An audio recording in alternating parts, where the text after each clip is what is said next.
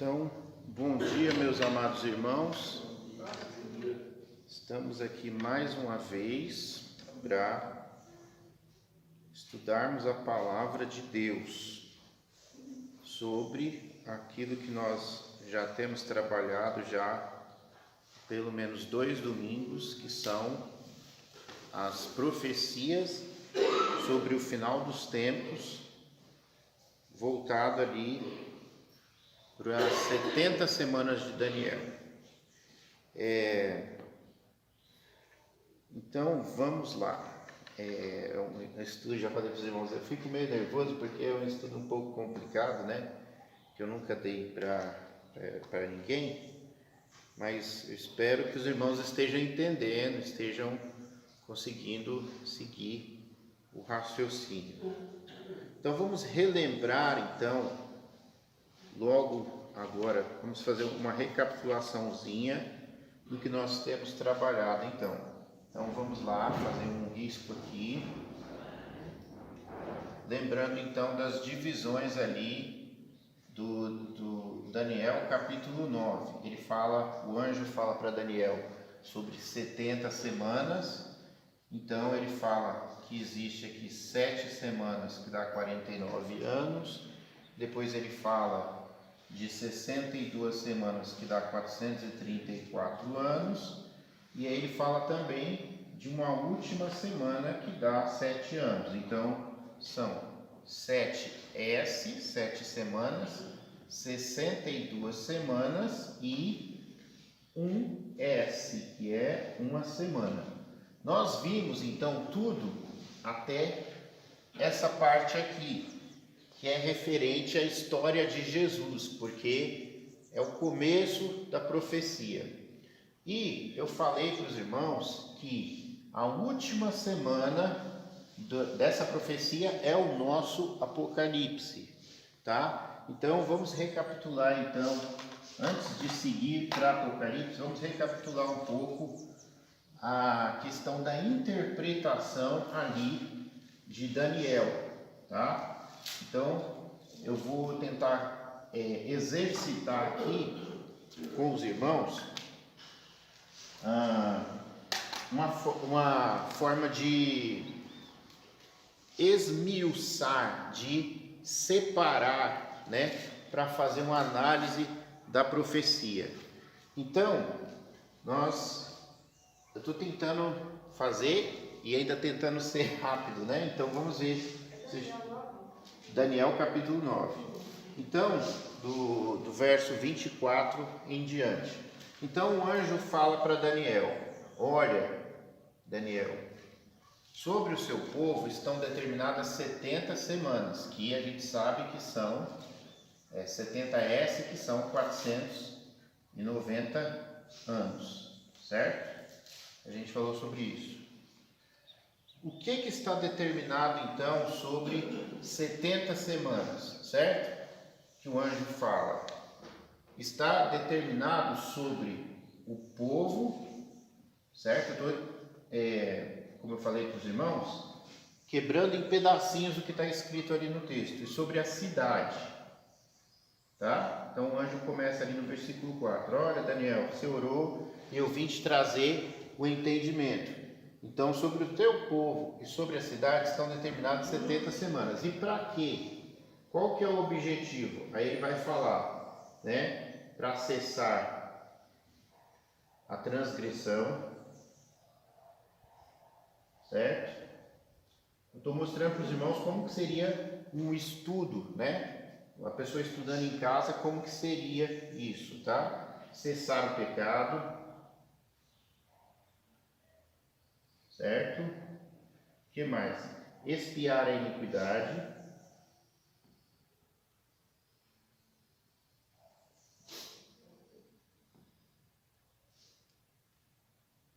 trazer a justiça eterna,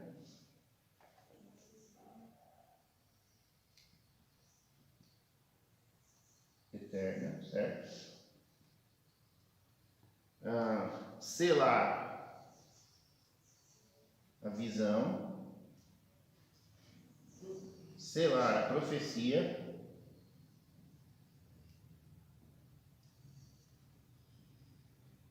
ungir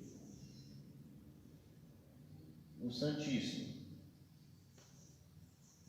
Sobre essa parte aqui, no primeiro vídeo que eu fiz com os irmãos, eu anexei ali um link que mostra uma pessoa interpretando e explicando esses pontos aqui. Então eu não vou ficar entrando em detalhes, mas nós temos 1, 2, 3, 4, 5, 6, 7. Então dividimos em 7 pedacinhos. Aqui poderia ser, sei lá, visão e profecia, poderia ser um só, tá? Mas separamos assim em 7 porque a gente está vendo que tem muitas repetições de 7 na Bíblia. Então a gente vai se acostumando com isso. Então, é uma introdução. O anjo chega, vamos fazer tal coisa. E ele explica o porquê. 70 semanas estão determinadas sobre o teu povo, certo? O povo judeu é a cidade de Jerusalém. Para cessar a transgressão, cessar o pecado, expiar a iniquidade, trazer justiça eterna, selar a visão, selar a profecia, ungir o Santíssimo.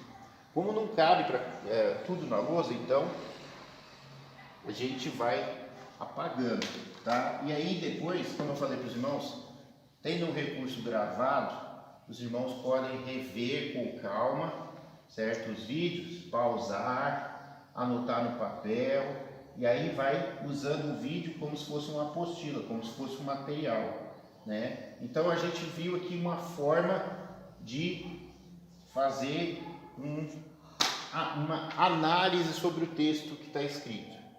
Então, a gente vê aqui, aí ele vai falar desde a ordem. Então, um ponto importante é a ordem. Aí, o que é essa ordem? Né? Essa ordem, ela é para restaurar / edificar o que? Jerusalém, certo? Jerusalém. Então, desde a ordem, certo? Vamos ler aqui no texto. Sabe e entende, desde a saída da ordem, tá? A saída é importante, então saída. Saída quer dizer assim que ela saiu, certo? O edital. Desde a saída da ordem para restaurar e edificar a Jerusalém até o Messias, certo? Então saiu essa ordem. Aí ele está chegando aqui no Messias. Até o Messias, o que acontece? Ele vai continuar. Haverá 7 semanas, 7 S e 62 semanas, 62 S, certo? É um intervalo que existe entre a saída e o Messias, certo? Aí ele continua. E as ruas e os muros se retificarão em tempos angustiosos. Isso é uma parte da profecia. E nós vimos isso até o Messias. Nós já vimos nas aulas anteriores. E aí nós vamos continuar, tá? Nós vamos para frente agora. Então, nós vamos continuar. Vamos ver o que continua, como que continua a profecia. Aí o anjo vai falar. E depois das 62 semanas, certo? Então já passou aquele período, o Messias já apareceu, tinha lá 7 semanas, 62 semanas, o Messias apareceu. Então já se cumpriu aquele período, que são 483 anos. 49 anos mais 434 anos, que dá 483 anos. Então depois que o Messias apareceu, certo? Depois das 62 semanas, que é aquele período de 434 anos, o Messias será cortado, que foi a crucificação. Então o Messias foi cortado, mas não para si mesmo. E o povo do príncipe que há de vir, então nós temos um outro elemento aqui, nós temos um povo, então temos um povo, certo? De um príncipe.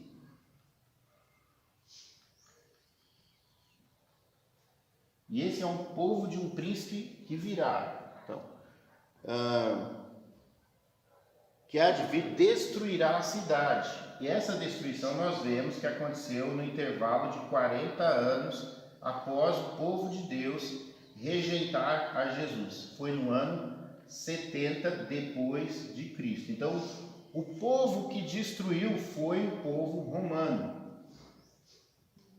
O povo romano destruiu Jerusalém. Destruiu o quê? A cidade, lembra lá do título lá da profecia? A cidade e... era sobre o povo e sobre a cidade. Então, destruirá a cidade e o santuário. Então, o povo saiu prejudicado. Dentro da cidade existe uma coisa chamada santuário, que é o que nós conhecemos como templo. Então, vamos relembrar mais uma vez, desde lá do começo. O povo construiu o templo lá pelo ano 1005 antes de Cristo, feito ali por Davi, que preparou o material, e Salomão. No ano 586 depois de Cristo, Nabucodonosor, antes de Cristo, Nabucodonosor veio e destruiu a cidade e o templo e levou tudo para a Babilônia, todos os utensílios do templo.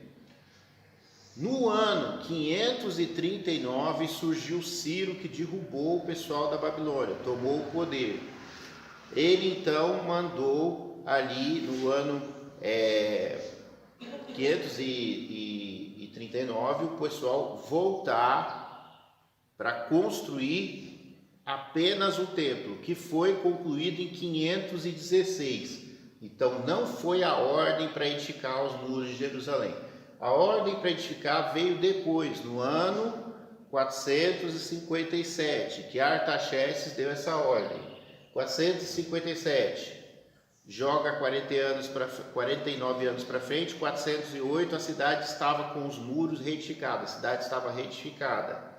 Mais 434 para frente, surge o início do ministério de Jesus, o Messias. 40 anos depois, no ano 70, a destruição. Tudo se encaixa dentro do tempo, é bom a gente ter isso. E esse povo, então, ele destrói aquilo que acabou de ser reconstruído lá no ano 408, que é a cidade, que ela foi reconstruída no ano 408 antes de Cristo, e o templo que tinha sido reconstruído no ano 516 antes de Cristo. Então o povo já tinha se reestabelecido na terra, aqui eles só tinham o templo, tá? Então eles tinham acabado de reconstruir, finalizou a restauração do povo de Deus como nação nesse ano aqui. E depois de muito tempo, certo? Aconteceu o quê? Aconteceu que eles foram de novo dispersados entre os povos. A cidade foi destruída, o segundo templo foi destruído e acabou a história de Israel durante quase 2000 anos. Então, esse aqui é o final daquela chave hermenêutica, até onde nós tínhamos vindo, até o ano 70 depois de Cristo. Então, a gente está só recapitulando, até aqui é só recapitulação, nenhuma novidade, tá? Então, e até, continuando a profecia, a cidade e o santuário, o seu fim será como a inundação, e até o fim haverá guerras, estão determinadas assolações. Ok, passou isso, agora nós vamos para frente, o final da profecia que diz respeito aos últimos 7 anos e que diz respeito ao livro de Apocalipse, tá? Então, o povo de um príncipe que há de vir. Na profecia de Daniel, a gente vê lá, 70 semanas estão determinadas sobre o teu povo, para trazer a justiça. Sabe e entende, desde a saída da ordem para reedificar Jerusalém, até o Messias, o príncipe. Então, o Messias que apareceu aqui, ele era Messias e ele era também o príncipe, ele era um príncipe. Certo? Então nós temos 2 príncipes nessa profecia. E ele é retirado, ele é cortado, ele morre. E aí o povo do príncipe que haveria de vir, que há de vir, então surge um novo personagem, um príncipe que há de vir.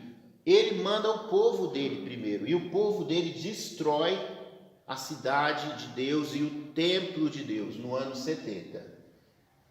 O povo do príncipe que há de vir. Será que esse povo, significa que esse príncipe, ele é romano, igual o povo romano que destruiu? Ou será que significa que o povo que destruiu a cidade não era simplesmente o povo romano, mas o povo que não é não judeu, o povo gentil ou o povo que tem o príncipe como líder? Então poderia ser qualquer povo, tá? Então o povo do príncipe é todo aquele que não é povo de Deus. Então existe uma separação. Poderíamos separar assim, é uma forma de pensar: príncipe do povo de Deus, príncipe do povo que não é de Deus. Então o povo do príncipe destruiu o povo de Deus, destruiu a cidade, destruiu o templo. Esse príncipe, ele é uma parte da profecia, ele há de vir. Vamos continuar para o restante da profecia, o finalzinho da profecia.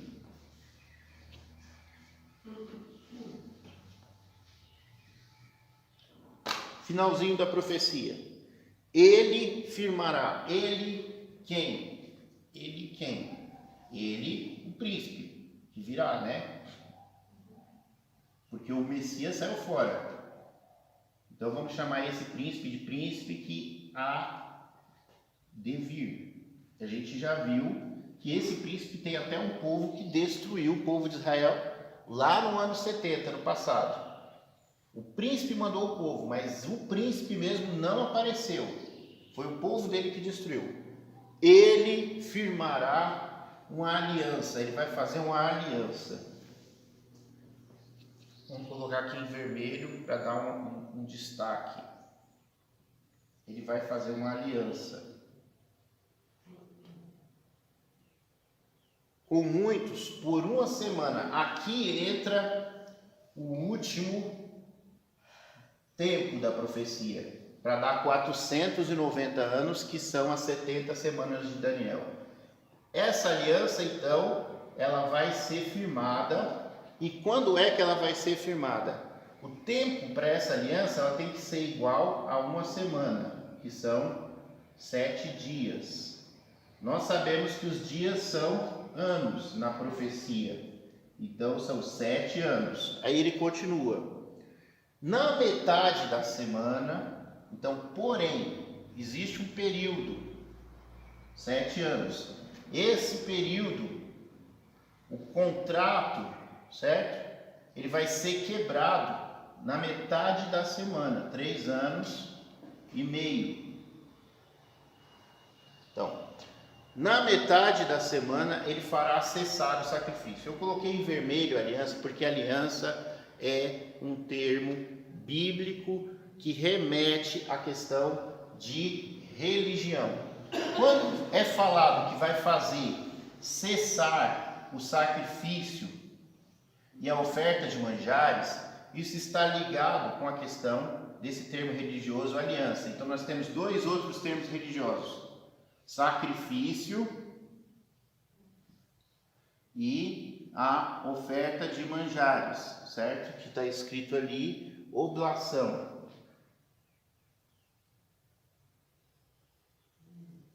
Então, veja bem, qual que era o contrato? O contrato era uma aliança religiosa e ela envolvia sacrifício e oblação. Na metade da semana ele vai fechar isso. Para ter aliança, sacrifício e oblação, nós temos que ter o quê? O tempo, porque tudo se cumpre dentro da questão do povo de Deus, certo? Então o templo foi restaurado. Isso no futuro, ainda não aconteceu.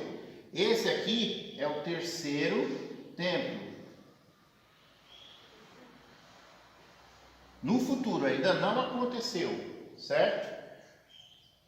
Fará cessar o sacrifício. E sobre as asas da abominação virá o assolador até a consumação. E o que está determinado será derramado sobre o assolador. Aquilo que eu já falei para os irmãos sobre a questão de asas de assolador, que isso tem a ver com coisas espirituais, tá? Então vai ser derramado o julgamento sobre esse assolador. Então esse príncipe, ele tem um envolvimento aqui com as coisas espirituais, e ele vai quebrar o contrato, certo? Uma aliança, eu já expliquei para os irmãos desde lá do começo do ano, que uma aliança é algo que se firma, que é um contrato, você tem que ter palavra.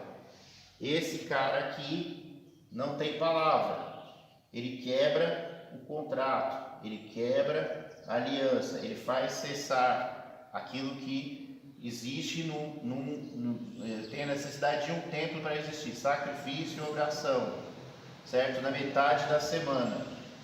Então veja bem, nós estamos agora aqui no ano 2021, faz 73 anos, certo? Que o povo de Israel voltou a existir. Então antes disso daqui, precisa existir povo, porque o templo é dentro de um país, certo? E esse povo, ele voltou a existir, ele não existia mais, mas ele voltou a existir em 1948. Aqui em 2021, faz 73 anos, mais ou menos 70 anos, que esse povo já existe. Está lembrando daquela chave hermenêutica lá no passado, que o povo ficou sobre o opróbrio durante 70 anos. Esse opróbrio significa que 70 anos eles ficaram sobre a assolação, que o profeta Jeremias disse, a desolação, porque eles estavam sem templo. Então, veja bem, tem 70 anos que eles têm a terra, mas eles não têm o templo. Lá no passado, na profecia de Jeremias e na profecia de Daniel, foi o contrário. Primeiro eles tiveram o templo e depois tiveram a cidade, né? Então o templo foi construído em 516, finalizado. Lá no ano 408 é que finalizou a construção da cidade, que eles foram de novo, voltaram para a terra deles. Aqui no nosso tempo de agora é o inverso. Faz 70 anos que eles voltaram e reconstruíram a cidade, mas eles não construíram o templo. Está todo mundo entendendo? Eu estou ligando o passado com o futuro e fazendo uma análise, contrastes, comparações, coisas parecidas e coisas diferentes. Então, lá no passado, eles haviam sido levados cativos para a Babilônia. Passaram, então, 70 anos de vergonha, porque não tinham a casa de Deus. E então, depois de 70 anos, saiu a lei de Ciro e eles foram reconstruídos, mas eles não tinham país, era um prédio construído com poucas pessoas ali na terra, e ao longo do tempo eles foram voltando, e no ano 408 a cidade estava de novo de pé, templo e cidade e muros, então eles tinham de novo a condição de ter um país. Nos nossos tempos de agora, faz 70 anos que eles têm um país, 70 anos, mas não tem o templo. Faz 70 anos que eles estão na sua própria terra, mas ainda estão no opróbrio. Pode perguntar. Mas depois da destruição, no tempo de Jesus, que destruiu o templo, não foi mais reconstruído, né? Até hoje. Não. Exatamente. Nem os judeus estavam na terra. Passou quase 2000 anos. Sim, depois desses 2000 anos não tiveram mais tempo como referência para eles. Nada. Pois é, então, porque assim, eu acredito assim, que a partir do momento de Jesus não há mais necessidade de tempo físico. Não. Veja bem, eu estou analisando, conforme eu mostrei para os irmãos as questões de regras de hermenêutica, nós estamos analisando a profecia. Não podemos ir para o texto com a nossa visão teológica de Novo Testamento. Nós temos que olhar que a profecia se refere a judeus. Sim. Então o judeu lendo aquela profecia, falando da sua terra, do seu povo, do seu templo, do seu Messias, ele vê que Daniel vai ver, está falando com o Daniel, que é um judeu que está lá na Babilônia, ele estava na época do exílio, fala para ele, olha, vai vir o seu Messias, vocês vão reconstruir a cidade. E aí depois de 67 semanas e 62 semanas, o seu Messias vai ser tirado e a sua cidade, o seu templo, tudo vai acabar pelo um príncipe que há de vir. Ele estava vivendo um momento que ele estava sobre o castigo de Deus, por isso eles estavam na Babilônia, que a gente chama de exílio. E a profecia vem e fala, está acabando o exílio, vocês vão reconstruir o seu templo, vão reconstruir a sua cidade, mas lá na frente vocês vão ser destruídos de novo, por um povo de um príncipe que há de vir. Vai vir o Messias, mas vai vir um príncipe que há de vir e vai acabar com tudo de novo. Isso é a profecia. Mas o que eu quero mostrar é que nessa profecia está falando que para esse príncipe quebrar a aliança, ela é uma aliança religiosa. Para ter sacrifício e oração tem que ter o templo. Eu quero dizer que a profecia está dizendo que vai de novo haver o templo. Só que de novo o templo, que uma vez o povo desse príncipe que é de vir, destruíram a cidade no ano 70, destruiu a cidade, dispersou o povo e destruiu o templo, de novo ele vai causar problemas para o povo. É isso que a profecia está falando. Então vão ter de novo um templo, porque para poder cessar o sacrifício tem que ter o templo. Então eles vão ter de novo o templo, só que de novo esse infeliz aqui, ele vai atrapalhar as coisas. Ele já atrapalhou lá no passado, antes desse tempo que os judeus ficaram dispersos, mandando o povo dele lá. E agora ele de novo ele vai atrapalhar isso aqui, a questão do templo, a questão da religião. Mas em Jesus não encerrou isso aí? Eu estou falando do Antigo Testamento. Não mexe com Jesus. Não. Deixa Jesus para lá. Nós já chegamos no Apocalipse. Não. Deixa Jesus para lá. Deixa Jesus para lá. Não traz. Para a gente trabalhar com análise, a gente tem que fazer uma coisa que se chama abstrair. Então eu pego pedacinhos. Eu falo, vou trabalhar só com esse pedacinho. Então, tenta entender como se fosse Daniel. Daniel não sabe de Jesus. Você é o Daniel. Você está ouvindo o anjo falar da profecia. E você está entendendo, e você que é judeu, amigo de Daniel, Daniel falou, olha, eu recebi uma profecia. Começa a passar para o povo lá. A profecia está dizendo para nós, você Daniel, para mim que sou seu amigo, lá o Sadraque, o Mesaque, o Abednego, etc., que vai ter de novo um templo, e que o príncipe, que já tinha mandado o povo dele arruinar o segundo templo, ele vai arruinar de novo. É isso que a profecia está falando. Não tenta olhar com os olhos do crente de 2000 anos depois, tenta entender isso. Então vai ter de novo um templo, é isso que a Bíblia está falando. Esse é o terceiro templo.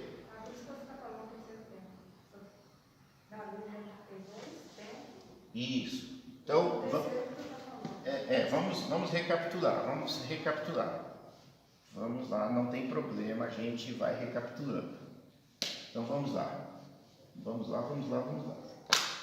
Bíblia, Davi, Salomão, certo? Então, tiveram 3 reis de Israel.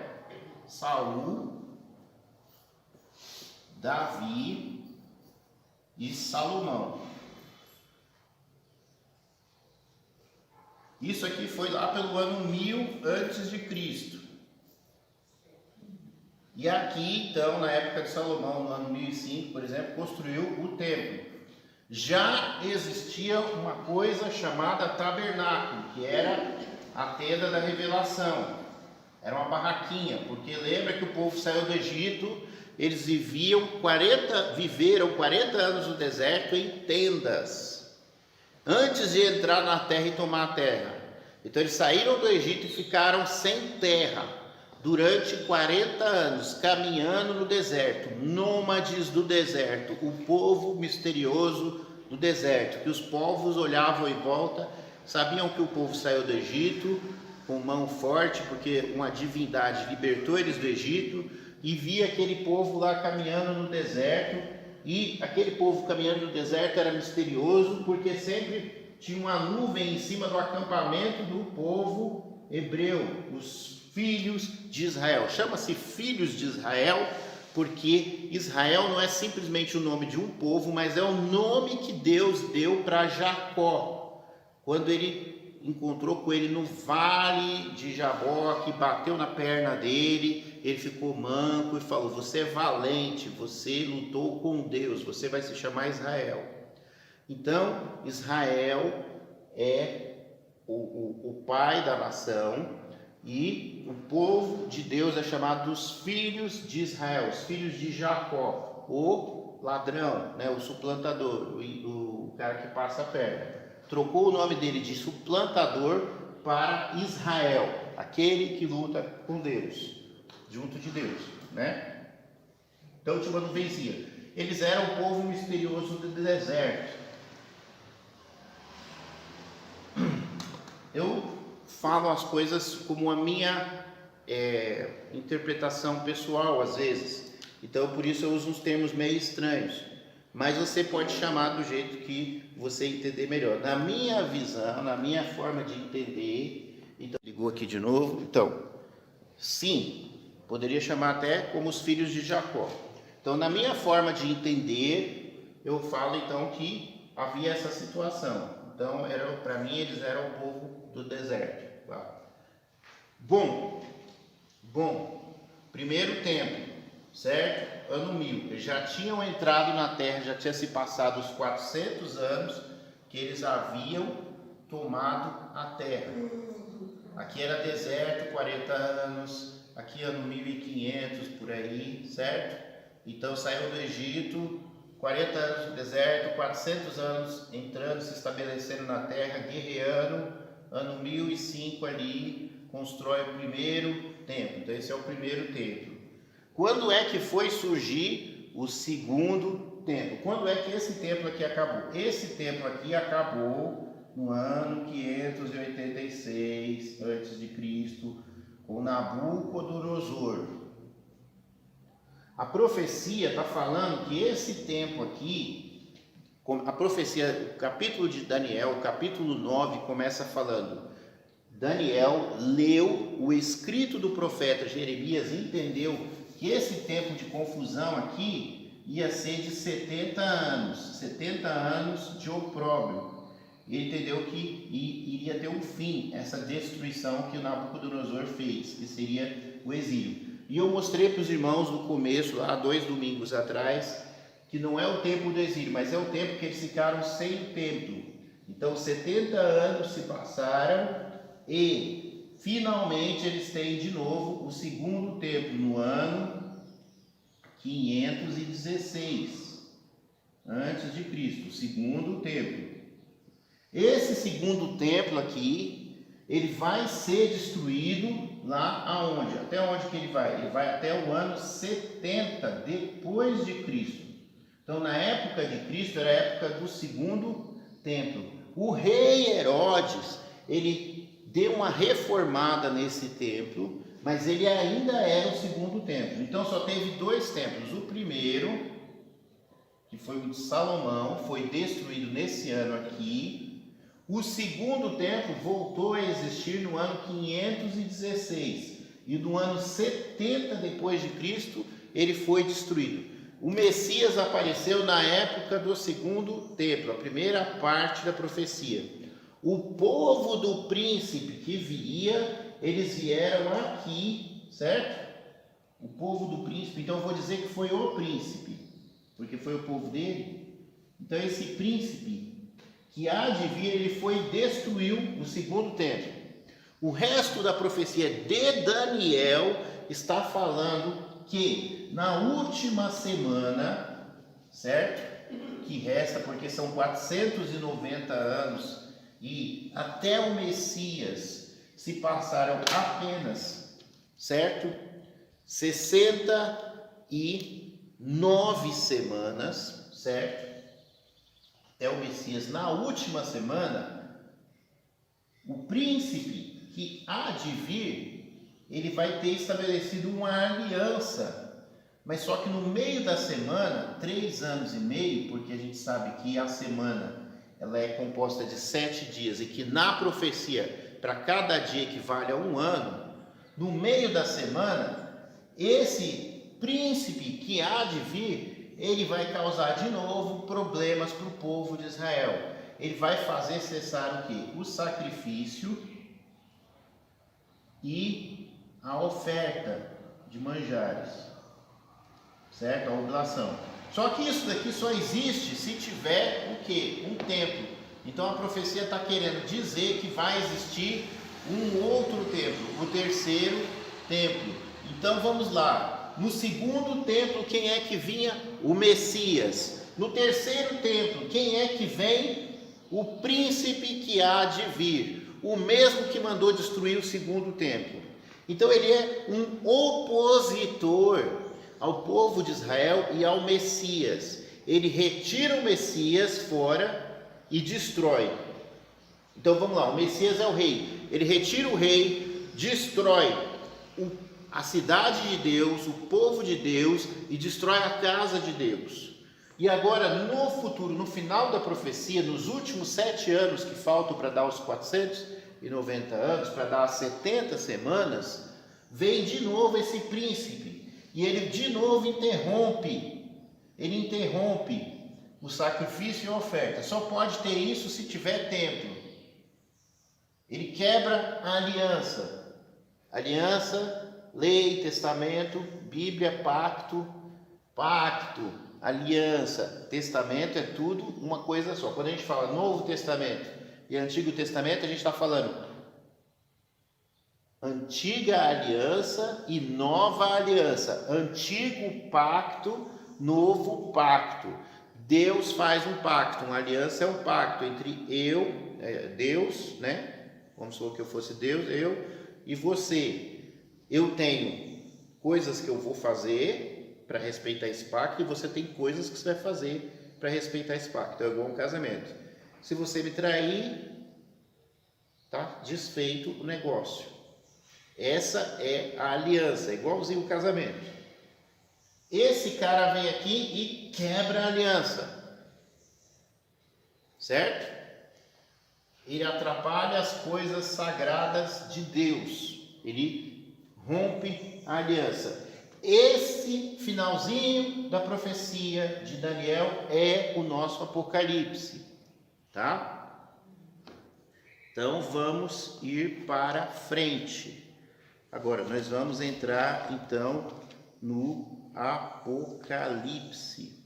Deixa eu ler aqui uma coisa que eu escrevi para a gente não se perder, para eu não deixar de falar as coisas. A primeira vinda do Messias tinha uma data marcada. Toda a primeira parte da profecia sobre as 70 semanas registrada no livro de Daniel está nos informando a data, assim como a destruição do segundo templo e de Jerusalém. Jesus também profetizou a respeito disso, que a gente já viu em uma outra aula. E assim, Jerusalém e o templo e o povo judeu foram removidos de seu lugar 40 anos, que é o ano 70 depois de Cristo, após o povo de Deus rejeitar o Messias que Deus mandou, o Filho de Deus, tá?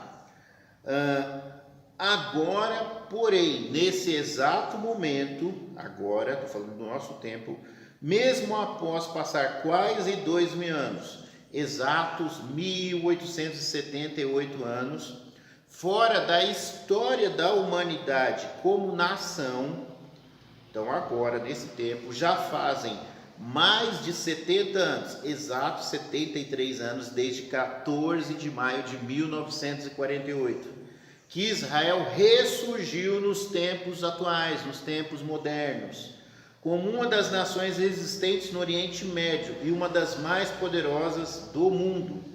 O que será que significa isso em relação à segunda metade da profecia? Então, Israel voltou. Vamos lá, profecia de novo. Linha do tempo. A linha do tempo de Israel na Bíblia foi interrompida aqui, no ano 70 depois de Cristo. Israel deixou de existir. Desde quando que Israel existia? Se a gente considerar o ano 1000, por exemplo, certo?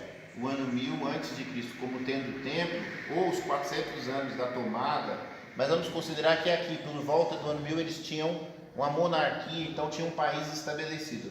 A existência do povo de Deus na história da humanidade vai ter esse registro aqui, Israel. Eles também são conhecidos como hebreus, o povo hebreu, certo? O povo judeu, lá no finalzinho é o povo judeu, tá? Então, esse povo aqui deixou de existir aqui. Eles foram espalhados entre as nações e não estavam mais na terra deles. A terra ficou ocupada por quem? Pelos palestinos, pelos cristãos, pelos gentios, povos que não eram judeus, os não judeus. Não judeus ficaram ali. Até o ano de 1948 depois de Cristo. Quando chegou em 1948, eles voltaram a existir. E aí, quando tem alguma teologia, eles falam assim: mas vocês falam que tem um intervalo, que é o tempo dos gentios. É esse intervalo aqui, que na nossa teologia, ele existe. Na nossa teologia dispensacionalista, certo? Quem defende o dispensacionalismo, e eu estou querendo mostrar aqui que ele existe realmente, ele é real na história da humanidade, na história de Israel. Existe uma interrupção, uma pausa. Eu não concordo com o dispensacionalismo. Tudo bem, você não concorda, mas a pausa entre a história desse povo existe, e ela é de 1848 anos. Ela é uma pausa de quase 2000 anos. Ela existe a pausa. Começou aqui e já faz, aqui nós estamos em 2021, já faz 73 anos que eles existem de novo na história da humanidade. Então eu estou tentando usar a base histórica, o tempo, para provar, para embasar, para fortificar o argumento de que existe uma pausa, um intervalo, certo? Entre a história de Israel, e nesse intervalo entrou quem? Entrou nós, a igreja. Essa é a teoria, o entendimento da linha teológica que fala sobre o dispensacionalismo.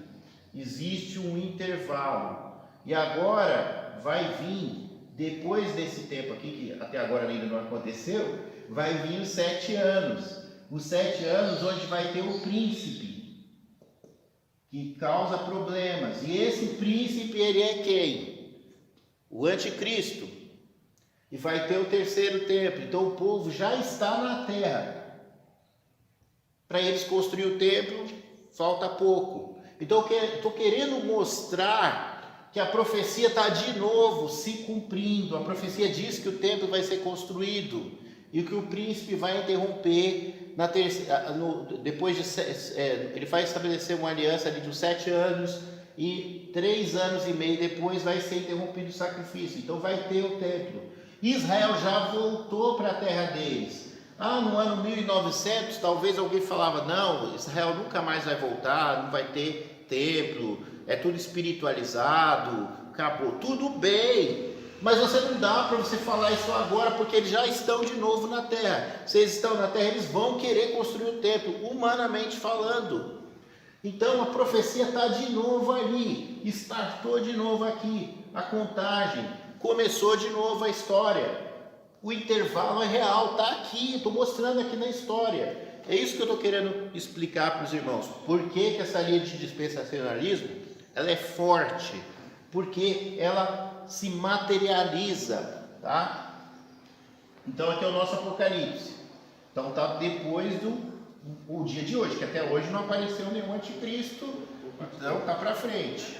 Então o templo vai ser construído lá em Israel? Sim, de novo. Esse terceiro templo que vai construir Então, vamos tentar responder essas perguntas. Então, vamos lá. Pastor, o terceiro templo, quem vai construir é o anticristo? Isso, então, é isso que eu estou tentando responder, tá? É isso que a gente vai entrar agora. Então, E não começou ainda também, né? não começou. Na segunda parte da profecia, estou falando da segunda parte. Quando que começa a segunda parte? A segunda parte começa aqui. Eu dividi, minha divisão. E o povo do príncipe que há de vir, certo? E o povo do príncipe que há de vir destruirá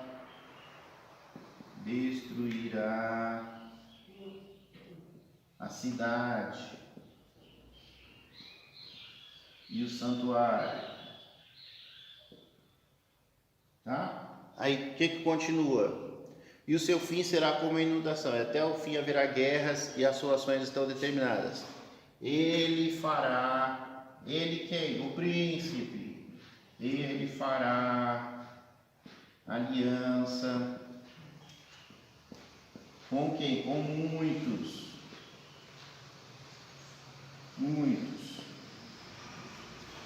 O que continua aqui? Por uma semana, pelo tempo de uma semana. Mas na metade da semana ele vai fazer o que? Cessar o sacrifício. Então essa é a segunda parte da profecia, tá?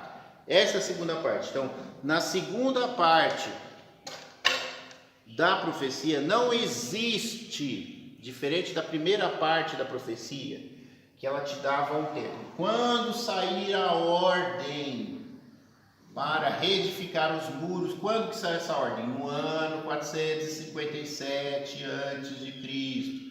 Você vai começar a contar, Daniel, 7 semanas, 7S, que são 49 anos. Depois você vai contar 62 semanas, 62S, que vai dar 434 anos. E aí vai acontecer o quê? O Messias vai ser cortado. Ele coloca a profecia encaixada dentro da história, do tempo. Agora, na segunda parte da profecia, não existe indicação de que poderíamos relacionar a mesma com acontecimentos como registros históricos, como da ordem para reedificar Jerusalém. A gente não tem como encaixar a última parte na história para saber a data. Aqui tinha a data do nascimento de Jesus. Quando? Em 5 a.C. Por que 5 a.C.? Porque no ano 26 aqui dá o final. Se 26 é o ano depois de Cristo, é o ano que inicia o ministério, é o ano que aparece o Messias, você joga 30 anos para trás, porque você sabe que 3 anos e meio ele morreu para frente. 26 é o início do ministério, mais 3 anos e meio, morte, certo? Então, de 26 para trás dá 30 anos. Aqui ele morreu com 33? Morreu. Então, tira 3 anos e meio, dá 30 anos aqui. E aqui, 0 anos de vida. Nasceu aqui no ano 5. Você tem a data da profecia, te diz quando que o Messias vai aparecer. Você faz os cálculos, você descobre. Já mostrei para os irmãos que é por isso que chegou lá os sábios do Oriente. Nós vimos a estrela, certo? Eles chegaram lá, não só por causa da estrela, mas por causa da profecia. E provavelmente esse Oriente que fala era o quê? A Babilônia, porque a Babilônia fica no Oriente. E por que a Babilônia? Porque Daniel, que recebeu a profecia, estava lá na Babilônia. Sempre que o povo vai deportado para algum lugar, eles se casam, deixam herança, tudo. Sempre fica um pouco para trás, sempre fica um pouco de conhecimento. Então esse povo sabia da profecia de Daniel. Daniel era governador na Babilônia. Então ele deixou nos escritos lá dele, eles acharam os escritos, a profecia está dizendo aqui, por isso que eles acharam Jesus. Já foi a primeira parte. Na segunda parte, não tem como relacionar com datas.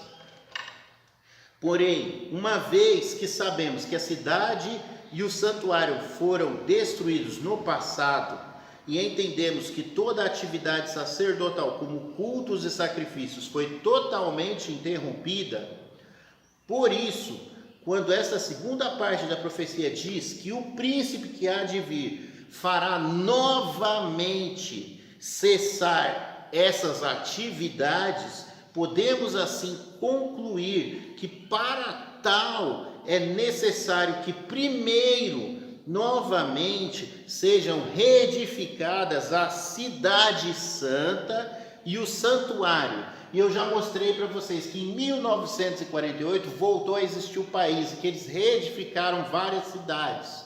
Mas a Jerusalém, hoje em dia, se alguém não sabe, a Jerusalém ainda está, a velha Jerusalém, a cidade santa ainda está, sob o domínio dos cristãos, dos muçulmanos, dos judeus, está bem bagunçado e não tem espaço para construir o templo, porque os muçulmanos construíram o templo deles.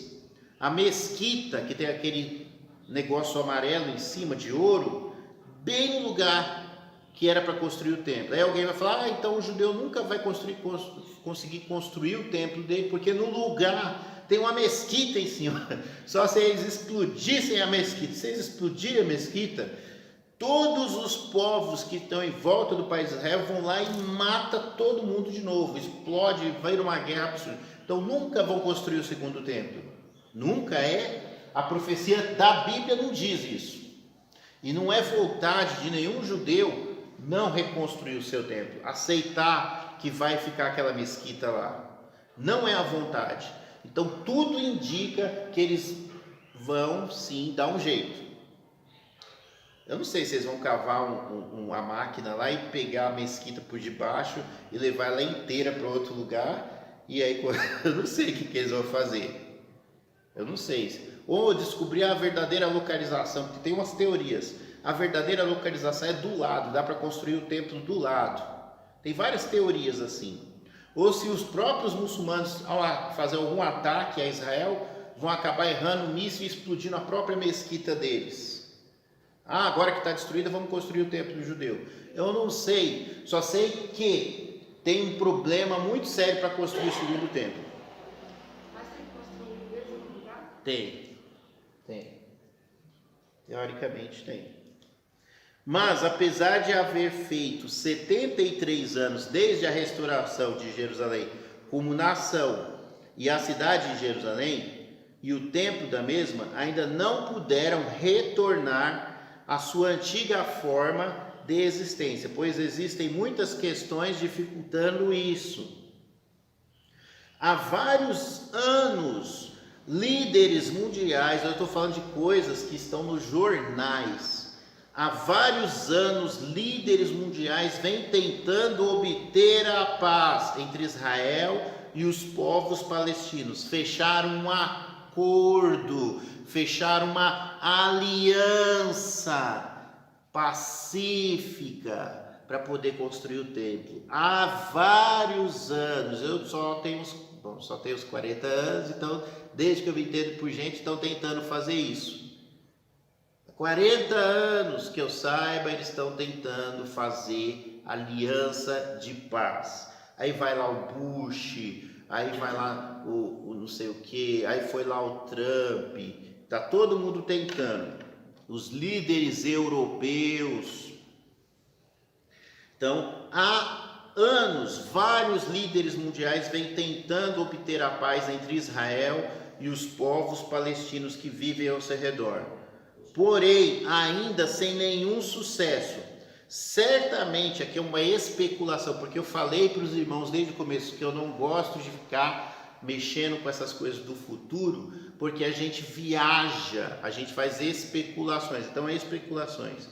Certamente, porém, isso é uma especulação, podemos deduzir que a aliança com muitos, que o príncipe que há de vir fará,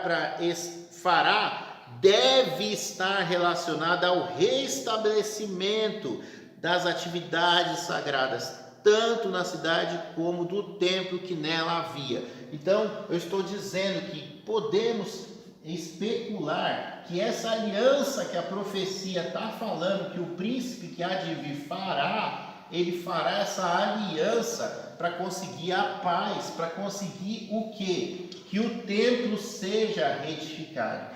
Isso quer dizer que antes do templo ser reedificado, antes de ser interrompido na metade da semana, tem que ter todo um trabalho aqui de formar essa aliança, de restaurar o país. O país já está restaurado.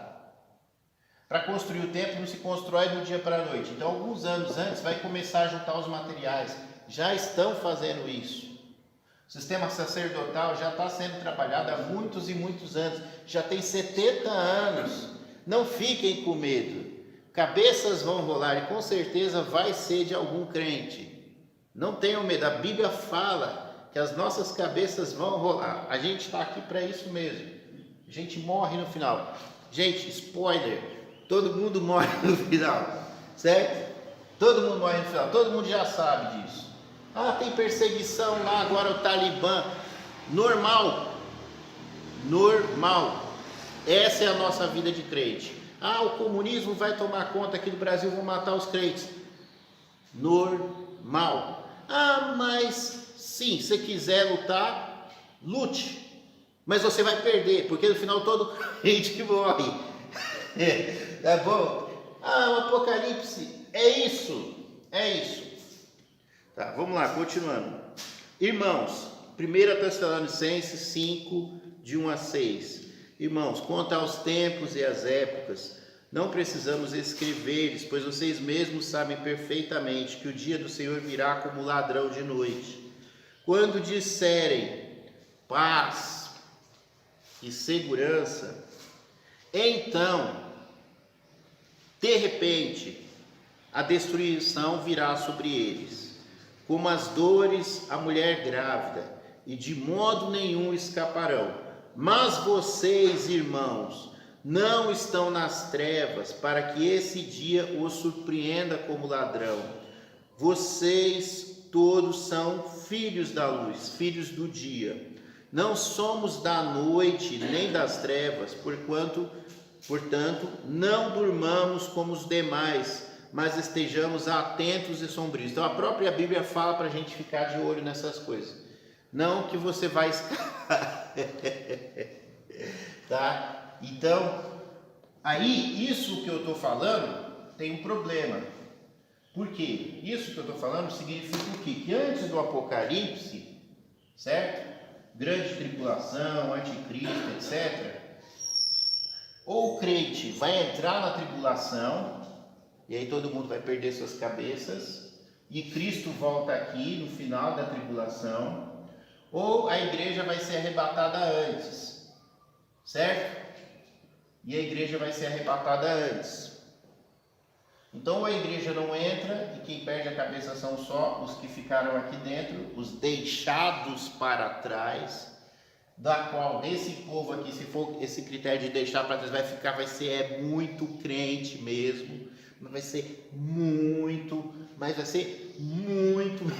então não faz sentido separar os bonzinhos dos outros, porque o arrebatamento, se acontecer, né, conforme a gente tem as nossas ideias, tá? Se ele acontecer, talvez vai ser só uns poucos, porque se for pegar só os fiéis, fica complicado, ainda mais hoje em dia, né? Ah, mas vai ter um avivamento e a igreja vai se purificar, e quando Jesus Cristo vier buscar a noiva, vai encontrar uma noiva realmente para levar embora. Ah, então quando tiver esse avivamento, aí o arrebatamento vai ficar mais certo. Mas hoje em dia, se a gente for considerar esse critério de deixar para trás, não estou falando que o arrebatamento não vai, estou falando que se acontecer o arrebatamento, vai ser só uns pouquinhos, porque o resto fica para a tribulação. Com essa qualidade que a gente tem de crente, fica, e não é só metade de crente não, vai ficar mais da metade para trás, tá? Ah, não é para ficar, não, eu estou falando é para ficar com medo. Ai. Bom, vamos para frente. Apocalipse, certo? Será que a gente vai conseguir gravar? Eu não sei. Então vamos lá. 1948.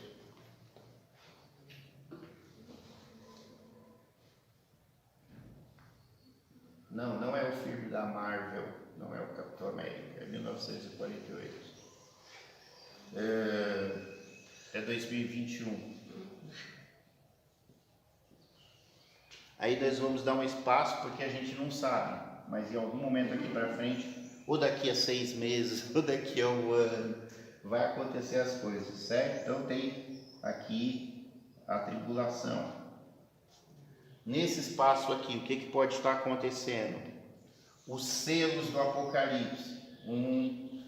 Quando eu era adolescente eu fazia isso. 2, 3 e o 4. Os 4 selos abertos, os cavalos correndo. Na minha ideia, na adolescência, soltou lá do... Não, aqui, né, para trás. Soltou lá no ano 70 os cavalos. Aí eles vão fazendo isso, vão aumentando, certo? Então, cavalo significa peste, significa guerra. E isso aí vai aumentando,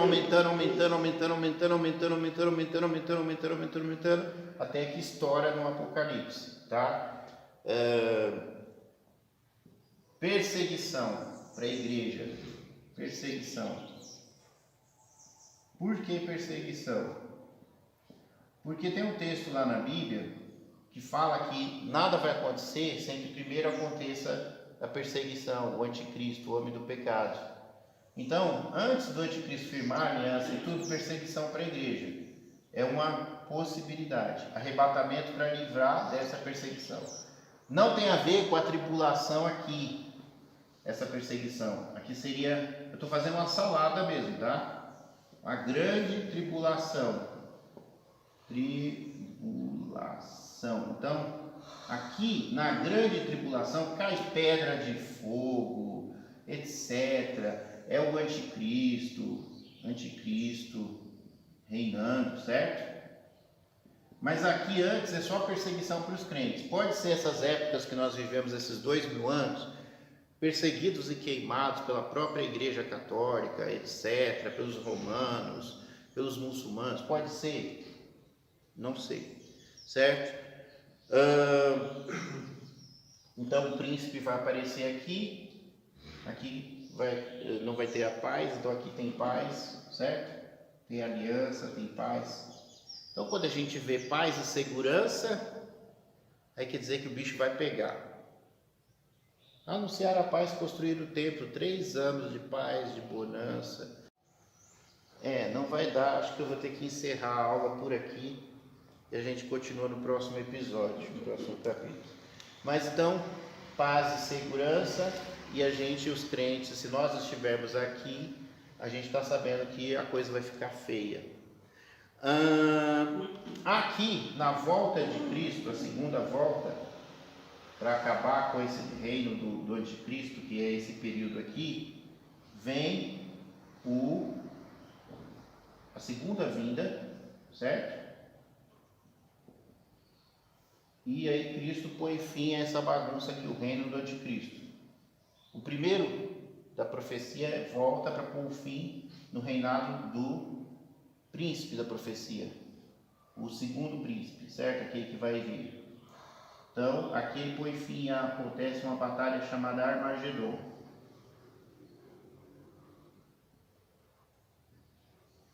E aí começa o milênio, que é o reino do Messias. Reino messiânico.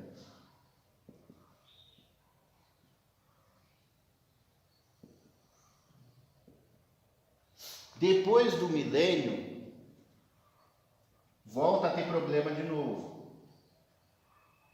O diabão que estava preso aqui no anticristo, que estava incorporado aqui no anticristo, ele ficou preso durante 1000 anos e ele vem aqui para causar confusão de novo. Aí vem o fogo do céu e mata todo mundo, e morre todo mundo e acabou o mundo é destruído. Depois que o mundo é destruído, O que vem depois que o mundo é destruído?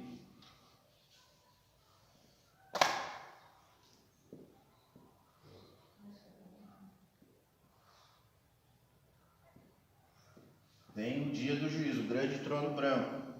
E aí todos os que morreram de todas as épocas da história da humanidade vão ficar diante de Deus no juízo. Os justos vão para o novo céu e para a nova terra. E a gente já viu na outra aula que aqui vai ter o quadrado, que é a cidade santa que desce do céu.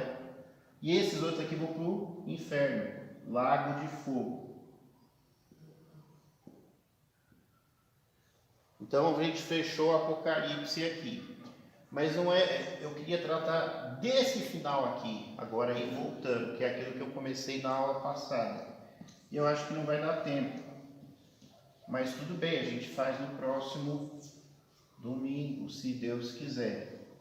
Que seria uma análise dessa questão do dia do juízo. Então a gente vai como se fosse voltando de trás para frente.